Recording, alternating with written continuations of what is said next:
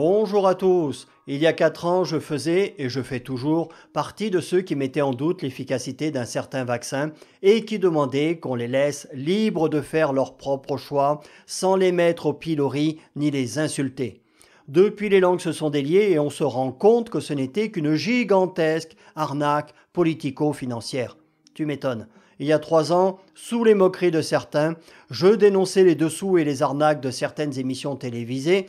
Et ça, j'étais et je suis toujours le seul à le faire en France. Il y a 1 an, sous les insultes, les moqueries et les menaces, je vous disais que pour moi le duo de Villebrequin, ce n'était que 2 baltringues qui n'y connaissent rien en automobile et que leur éphémère passage dans Top Gear serait un fiasco. Une fois de plus, j'avais raison, et je pourrais vous parler de X autres arnaques ou scandales, soit que j'ai révélés, soit que j'ai relayés, comme le China-Gate, dont j'ai été l'un des rares à parler en France.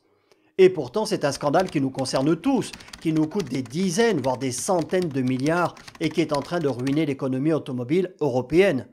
Et aujourd'hui, on va parler d'une information qui pourrait passer presque inaperçue, qui est directement liée à ce fameux China-Gate et qui est l'un des résultats de cette idéologie de déconstruction de notre société occidentale, de contrôle et d'appauvrissement généralisé de la population.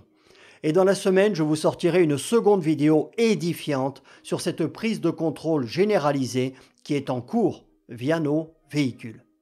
Article que l'on trouve sur d'autres médias, mais que j'ai récupéré sur gokar.belgique. J'en profite pour saluer nos amis belges. Vous représentez 6% de l'audience de la chaîne. Merci à vous et vive l'autocopékie. C'est la meilleure. Page 1, c'est un article du 10 octobre 2024, écrit par David Leclerc. Stellantis sous pression, les marques Citroën, DS et Peugeot à la merci d'investisseurs chinois. Le groupe Stellantis est dans la tourmente, c'est rien de le dire, avec des ventes qui reculent à la fois en Europe ainsi qu'aux États-Unis. Plusieurs rumeurs ont déjà mis sur la table la revente potentielle des marques non rentables. Carlos Tavares a jusqu'ici démenti. C'est pourtant lui qui a officiellement déclaré qu'il se séparait des marques non rentables. Mais bon, il n'en est pas à une contradiction ou à un retournement de veste près entre 2 coupes de champagne. Mais il vient aussi d'avouer avoir reçu des offres pour Citroën, Peugeot et DS, et pas de n'importe qui. Intéressant. Page 2, on nous explique que malgré un léger rebond global, le groupe Stellantis se porte plutôt mal en Europe, avec une baisse de ses ventes de 15% en décembre 2023, ramenant sa part de marché à 13% contre 14,7% 1 an plus tôt.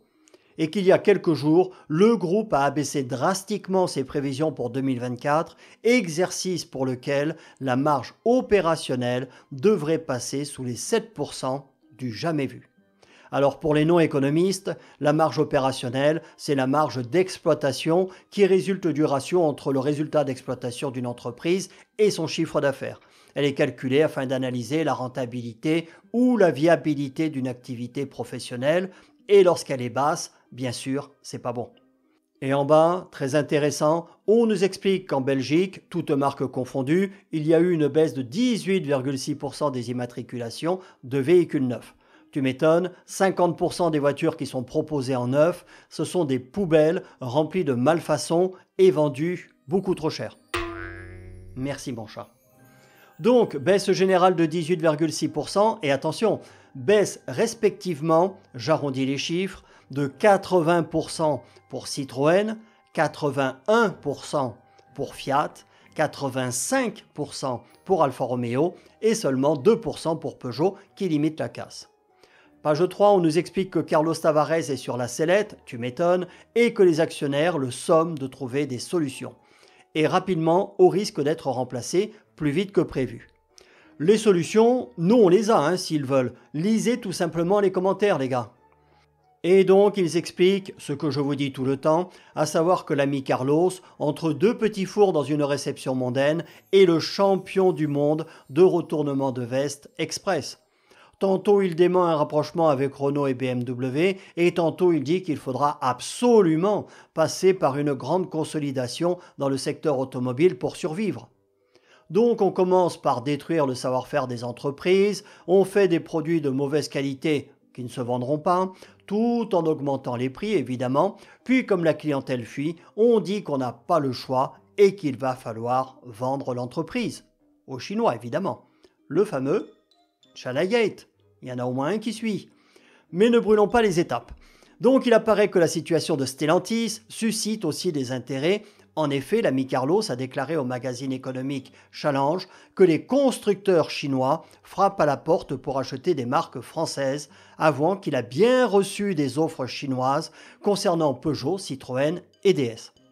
De toute façon, ce sont soit les Chinois, soit les Indiens qui rachètent tout, et quand ils ne rachètent pas, ils prennent des accords pour faire assembler leurs kits partiellement dans nos usines, comme avec Leapmotor, avant de les racheter. Toutes les marques européennes, à l'exception de Renault et du groupe BMW, qui appartient en grande partie à la sulfureuse Susan Clayton, sont susceptibles de se faire racheter par les Chinois. C'est triste, mais c'est comme ça. Et c'est dans ce but que la réglementation CAF, les ZFE, la vignette critère et le bonus escrologique ont été mis en place. La pollution des voitures atmosphériques, c'était un prétexte, mais alors totalement bidon. Donc, page 4, la dernière, une option ? Ben voilà, on y est. Reste plus qu'à faire passer la pilule. Bon, je pense que si ça se fait, il a intérêt à raser les murs après l'ami Carlos. Peugeot et surtout Citroën, il y a quelques millions de fans qui vont être très en colère si ça passe sous bannière chinoise. Donc on nous explique qu'il n'a pas rejeté les offres, qu'il étudie, qu'il n'exclut aucune option et que cette déclaration laisse présager des mesures difficiles, voire impopulaires, qui pourraient avoir un impact direct sur l'emploi et la structure de l'entreprise. Tu m'étonnes, les Chinois vont tout faire fabriquer chez eux ou en Éthiopie, où les gens sont payés une poignée de cacahuètes et se contenter de faire uniquement une partie de l'assemblage en Europe. On nous dit que Tavares est un financier et un stratège implacable. Ouais, on nous avait aussi dit que le guignol de l'Élysée était le Mozart de la finance et que l'exilé suisse, Bruno Le Maire, voulait ruiner l'économie russe. On a vu où ça nous a menés. Ce qui fait d'ailleurs bien rire nos amis russes, dont l'économie se porte à merveille.